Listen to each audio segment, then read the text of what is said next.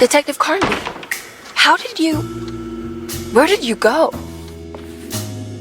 I was just talking to Dr. Gray. You disappeared.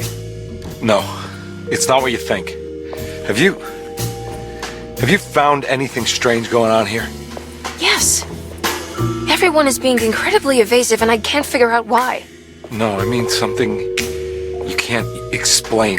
Paranormal, even. Detective, I really need you to get yourself together. I can't do this alone. Forget it. I'll figure it out. Do you want to come see Dr. Gray? No, I want to try something. With this talisman, I think I can follow Jeremy to the place he mentioned in the book. What was the name? Do you remember something Spanish? Tarawea. Yeah, that's where I need to go. Detective, are you gonna be alright? Yeah, of course. Go talk to Dr. Gray. We'll rendezvous later.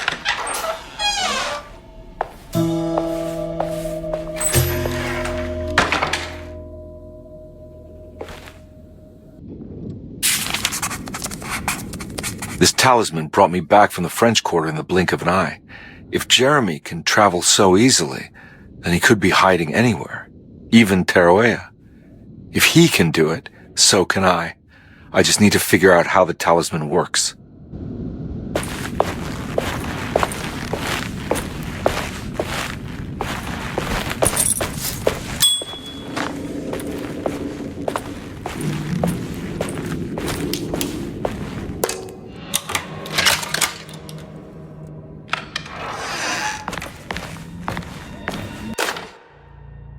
Saw your notice in the boiler room. You should know Mr. Chance won't be coming back. I got no business being in there myself, but you can take a valve from the wine cellar if you want to try to stop the steam pouring out. Be careful.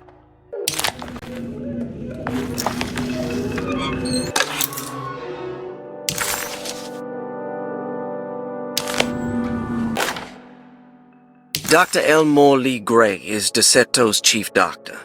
Accounting and all administrative work is handled by me, Paul Waits.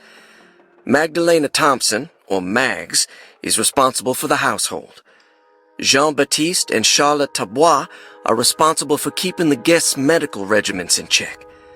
Finally, Jack Chance is our gardener, who can occasionally be seen in the conservatory, but is for the most part busy outside. There are currently 6 guests at Desetto. Malcolm McCarthy and Ruth Tallant reside on the first floor. Jeremy Hartwood, Elisabetta Perosi, Grace Saunders, and of course, Cassandra Beauregard live on the second floor.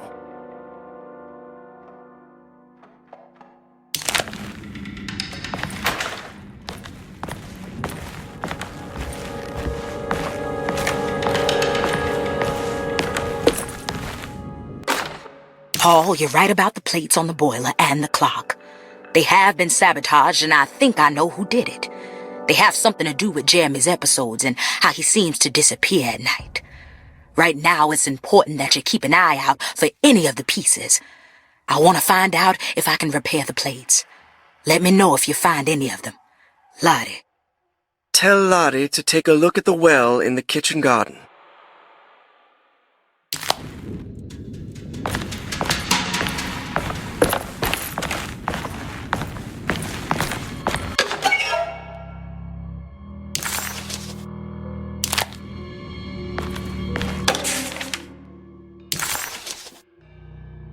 Looks like all the patients are accounted for, except for Jeremy. Cassandra Beauregard, the beloved author. Very exciting, isn't it? What do you want to put down for reason for admission?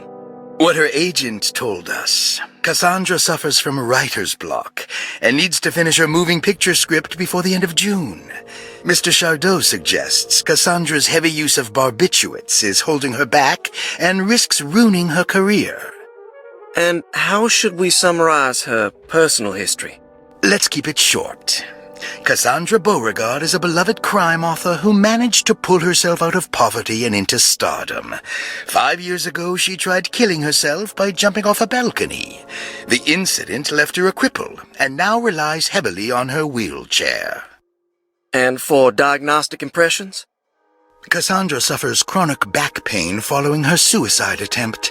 She self-administers morphine to keep herself ambulant, but has become addicted and the desired effect is now lost. The drug abuse clouds her mind, and she is unable to focus on real life. To save herself from this insight, she instead makes up stories to fill out the gaps in her own thought process, resembling the Korsakoff syndrome. Oh, bravo, Doctor. How will you treat her? First of all, she needs to be weaned from her drug addiction, and hopefully it will resolve her compulsive lying. Then look into permanently numbing her pain in her back through surgery. Finally, deal with her suicidal thoughts. Fantastic. With such a short time before June, I really hope she gets better soon. We will do what we can. Grace Saunders, 11 years old. Reason for admission? The mother insists on strict supervision by a proper gentleman to avoid further perversion of Grace's adolescence. Personal history? Grace's family possesses modest wealth and status. Her childhood seems ordinary, spending most of her time with private teachers and family friends. Grace's father recently passed away, leaving her mother the sole caregiver. And diagnostic impressions? Grace has trouble dealing with her father's death. She is willingly suppressing her feelings on the matter and isn't properly acknowledging the trauma she suffered. Any planned treatment? Grace needs nothing out of the ordinary. She simply needs parental guidance. Eventually, we can work on her feelings toward her father. Malcolm McCarthy, 54 years of age. Reason for admission? McCarthy admitted himself to Dorsetto, stating simply that he needs some damn rest. And personal history? McCarthy claims he used to work as a lawyer in Baton Rouge, but says he can't go into details because of some legal dispute. His background remains largely a mystery, except for the occasional clue that he drops in conversation. Huh. And diagnostic impressions? McCarthy is an anxious man and an alcoholic. He often tells half-truths due to some deep-seated inability to trust other people. And how will you treat that? McCarthy will take some time to open up. Spending time with Jack's dog or the child should be good for him. Their harmless nature will help build his sense of trust. Thank you, Doctor. Elisabetta Perosi, 33 years old? What should I put down as reason for admission? Well, Perosi broke into Dorsetto and was found wandering the grand parlor. She was confused and suffered partial amnesia. She insisted she belonged here and offered to pay for her stay. Right. What do you make of her story? Perosi claims to have been a member of the Astarte artist colony some 20 years ago, a claim that seems contrafactual due to her young age. She looks to be and even thinks she is 33 years of age. That would make her a child at the time. It seems fair to say that Perosi's story is untrue, deliberately so or not. Diagnostic impressions? Do you have anything? Perosi's story is peculiar, because she retracted her story about the artist colony. She no longer claims to be the same person as Elisabetta Perosi. However, my staff's research has confirmed there was a Perosi at that time who was in her early 30s. I suppose this case will take some time to investigate. How will you go about it? I wanted to contact the real Perosi, but it seems the whole colony disappeared one night. September 29th, 1915, during a hurricane. I will have to take it slow and figure out what this spell of impersonation could have been. Oh, I'm sure it will all clear up eventually. Thank you, Doctor. Ruth Talon, 29 years of age. Reason for admission? Ruth's father wishes that his daughter be removed from New Orleans nightlife for the foreseeable future. He fears that her overly free spirit is tarnishing the family's reputation. Sounds simple enough. Personal history? Ruth comes from considerable wealth. Her family owns several hotels and restaurants. Unlike the rest of the family, her sense of adventure has taken her around the world, including France during the Great War as a photojournalist. The last decade, she has provoked many rumors of being a debauched flapper, bordering on nymphomania. And diagnostic impressions? Despite her father's frivolous reasons for her to be admitted, Ruth does seem to provide an interesting case. She is refreshingly open and doesn't shy away from talking about her life during the war or her continuous celebration after returning to the States. She is admittedly a sexual deviant and feels no remorse. And her treatment plan? Simply staying at Dorsetto should do wonders for Ruth. If not, at least for her family's reputation. Ruth doesn't need to change, but with therapy I might be able to share with her some sympathy towards her family. I doubt she will settle down and become as dull as the rest of them, but at least she might try to be more discreet in the future.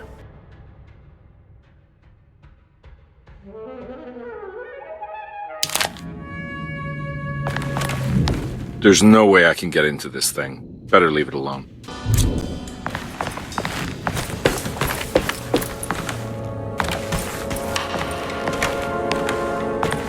I need the key.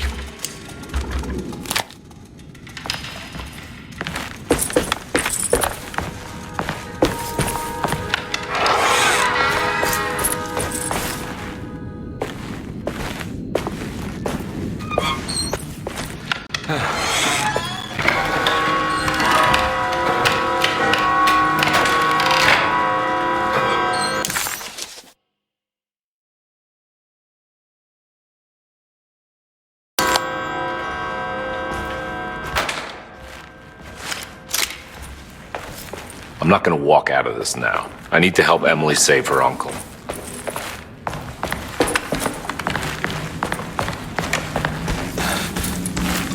It's stained. Looks like some kind of rot.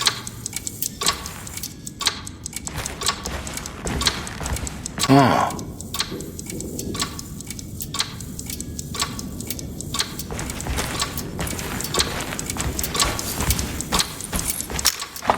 This looks like the plate that held the talisman in the seance room. But it's broken and missing some pieces.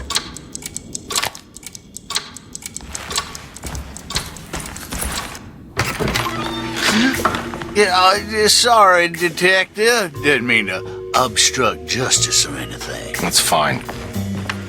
You know, I'm kind of busy with my own case of a missing person. I was wondering if you've seen Grace, a girl about yay high?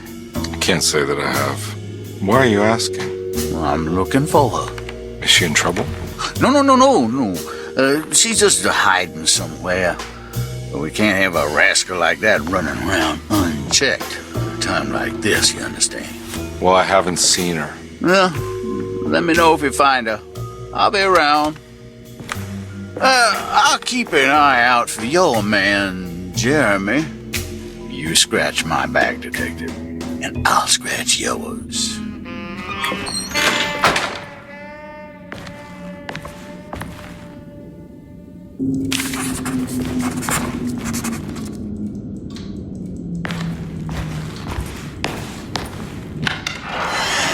Looks like everything's back to normal here.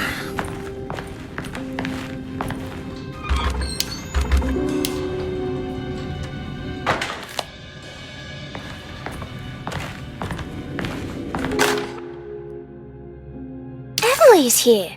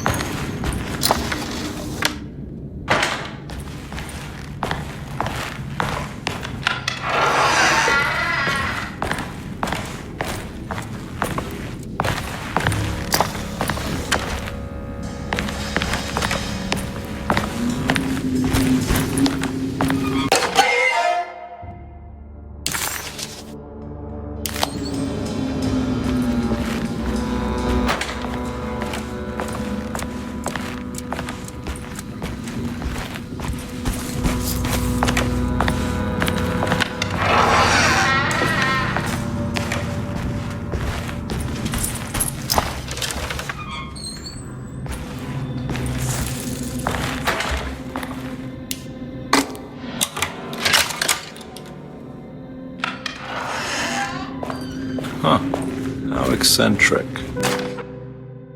I did it! I crossed the thresholds to my intended destination without a focusing device. My talisman now knows these roads, and I have no need for the plates. I can find my way to Lafayette as easy as I find my own room. I visited the grave of my father and seen the oven waiting for me. Thank you for opening these doors. I now must summon my courage and go back to that hateful mound outside the oil rig. I hope you'll be feeling better when I return. Jeremy. What are these symbols? It's like alchemy or star constellations.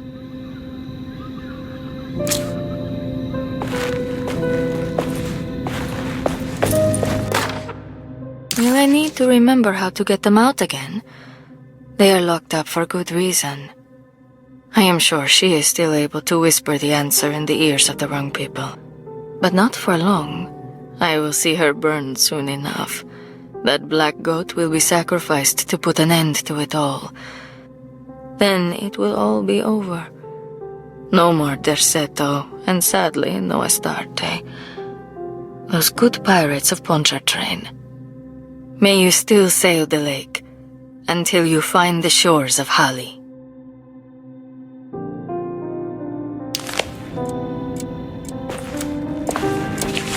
The Astarte Artist Colony. I remember hearing about their disappearance. Must have been 15 years or more now.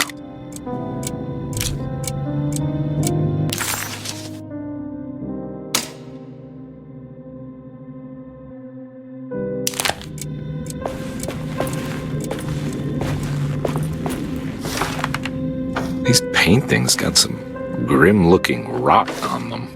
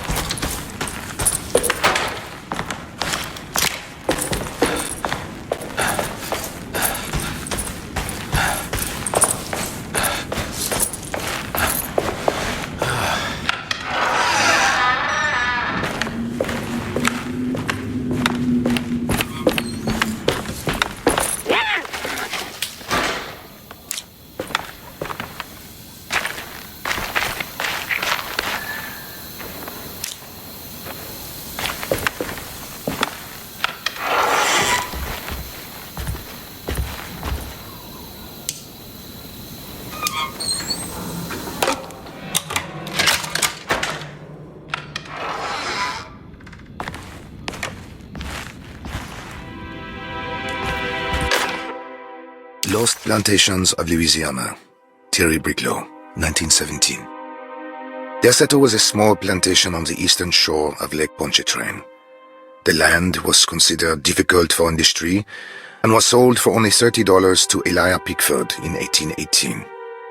Pickford employed hundreds of workers from nearby New Orleans to clear the woods and build a small plantation mansion facing the lake with a striking Greek Revival temple facade.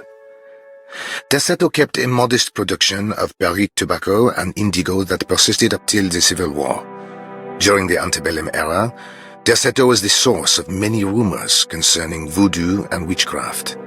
People who traveled the lake reported seeing people dance at night in front of bonfires, bleating and wailing.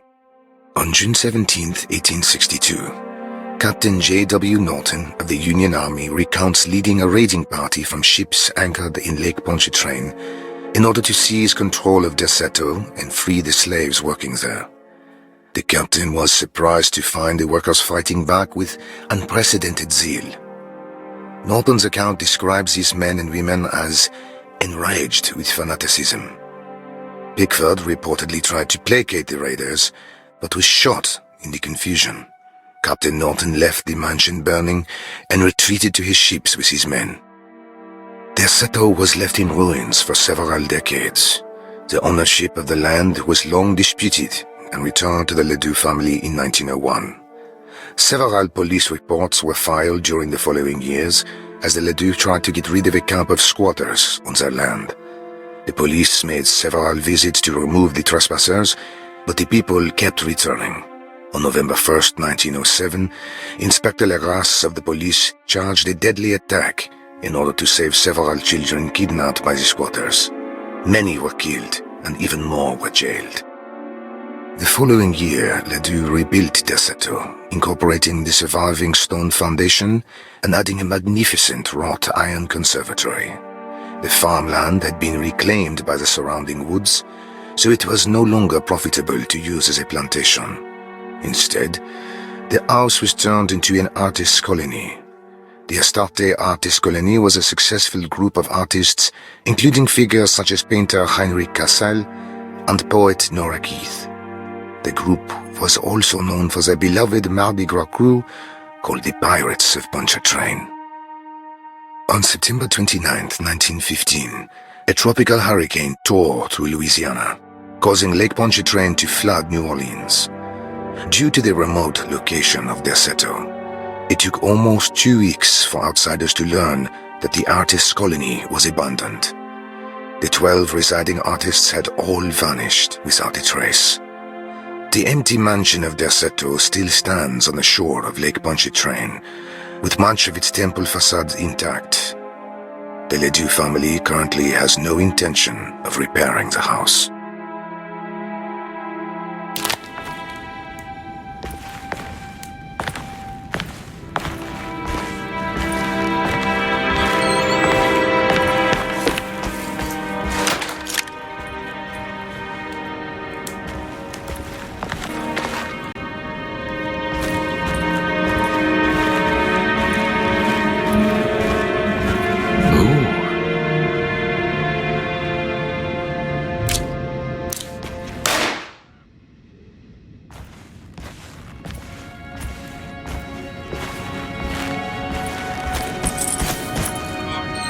It's wedged shut.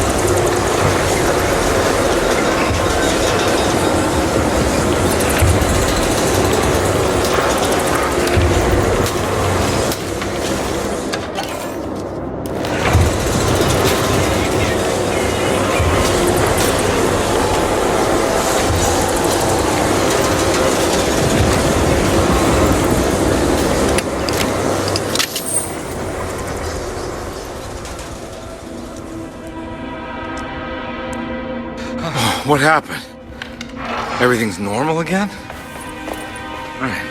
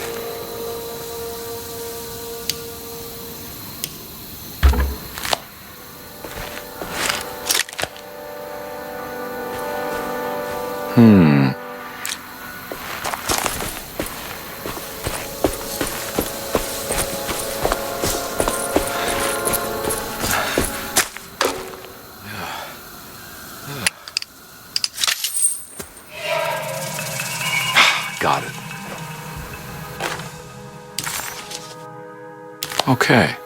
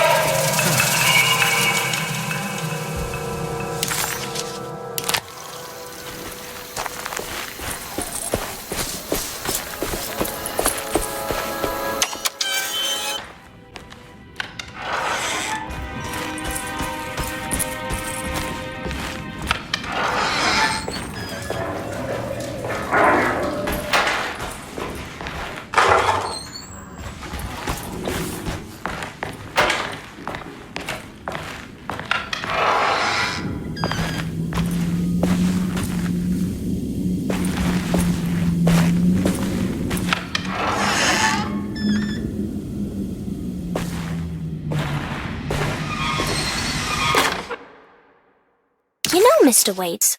I saw a piece of the plate that Liza broke. I think she's been hiding them. She's not very good at it. She just chucked it into the little room with all the tools behind the boiler. I left it there. I didn't want to embarrass her by picking it up while she was looking. We went upstairs instead and played backgammon. I let her win, because she's so unhappy. The piece looked like the one on display in Cassandra's room. You know about that one already, right? Or is your eyesight really that fuzzy? I hope you don't feel bad about your glasses. You only look stupid when you squint. Maybe if you had more eyes, you would see these things. I wish you had all the eyes you needed. Your best and favorite guest, Grace. It's another plate for the talisman. Like the other one, it's broken and missing some pieces.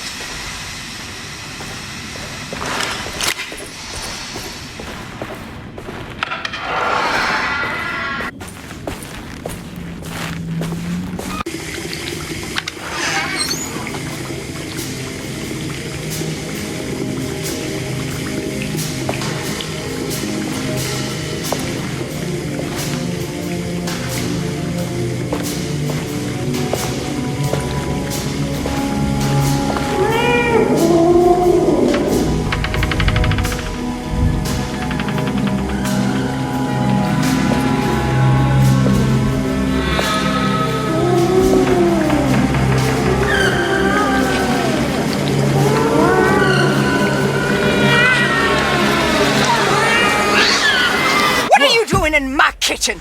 I assure you. I'm sorry. I promise you. Mr. Hotwood is nowhere near my kitchen, and neither should you be. Don't make me kick you out of this house. Sorry. Now get out. Yeah.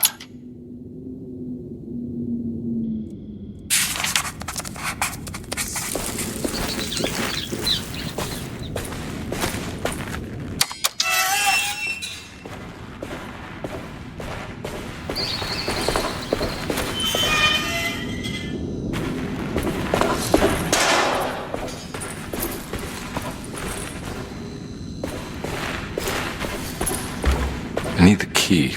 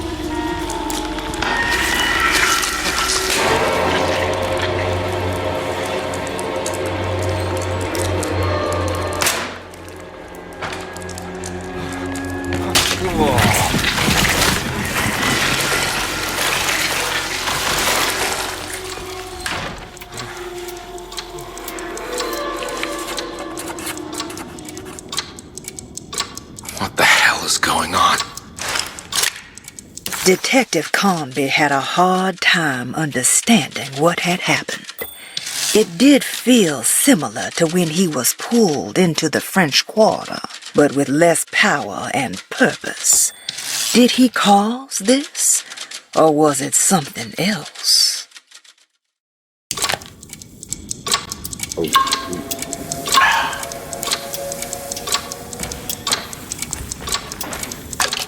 I think I've seen this somewhere.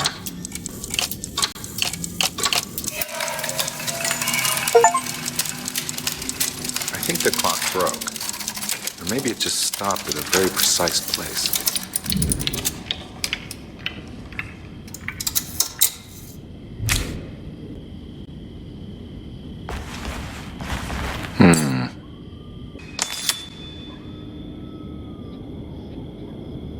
There's a picture in the black glass. It's showing me something. It's the hallway outside Jeremy's room.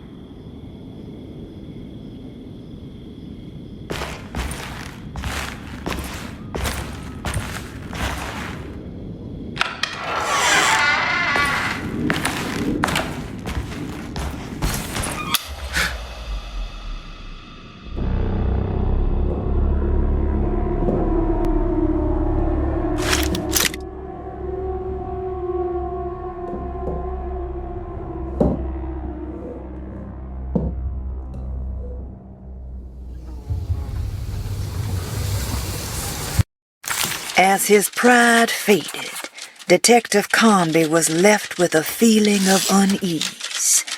He had successfully managed to enter a whole new world. How could this be? And why did he accept this so readily? One thing was clear. There were no answers to be found by standing around questioning reality. Knowing only what he read in the commonplace book, Conby headed off to look for Jeremy in the hateful mound.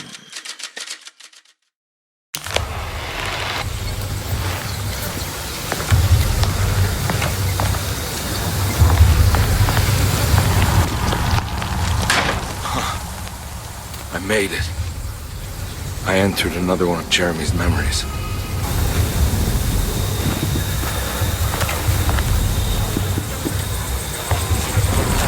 Ugh.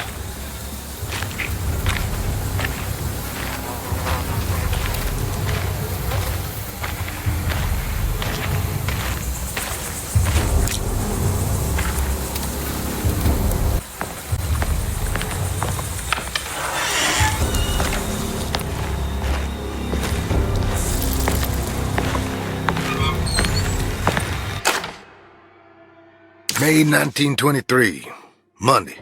All okay, ready for delivery. Maintenance, oil pump must be serviced. Any tampering causes large spills unless properly forestalled. Tuesday, shipment delayed but delivered. Maintenance, service bridge close to broken.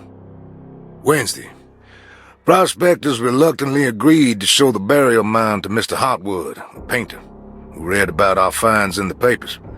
He means to return tomorrow and try to find a way inside. Thursday. Mr. Hotwood's efforts delayed. The workers seemed nervous about his presence. Hotwood promised not to return to the compound. Instead, he has taken up an offer by L'Officier, the riverboat captain, who means to pilot him to the site tomorrow morning. Hopefully that's the end, and work can resume. Maintenance. Bridge from the oil tower to the bayou has collapsed. Sabotage suspected. This is the devil that guides us now. Huh.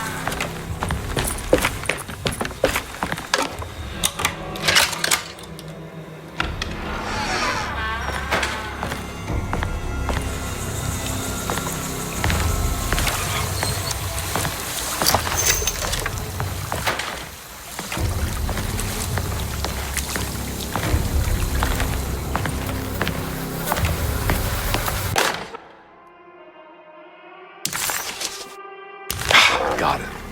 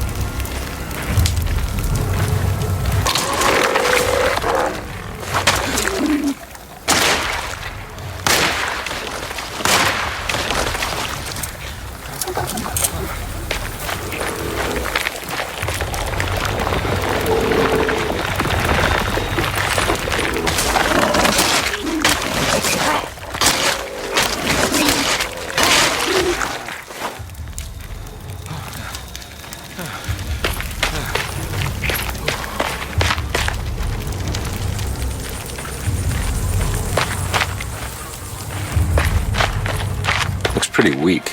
I just need something to break it.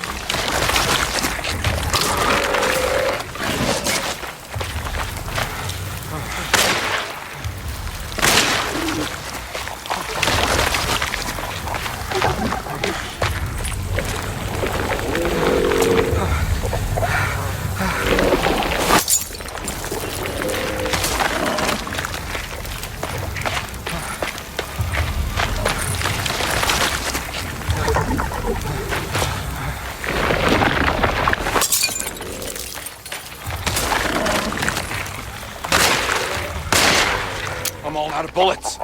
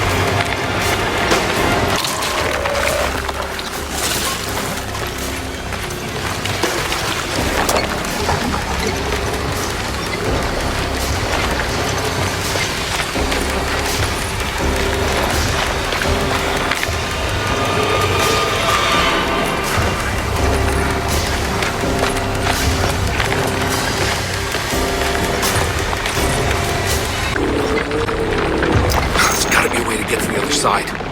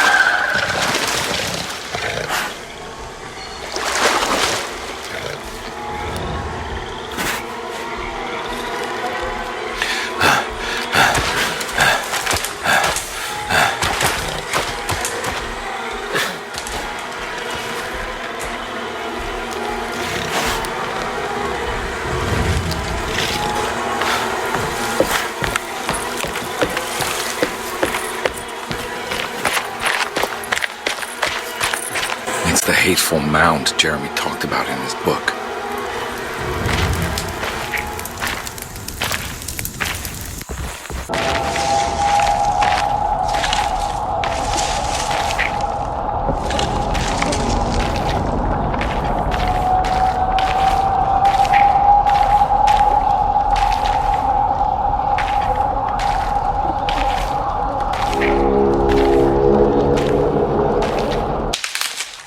Come any closer.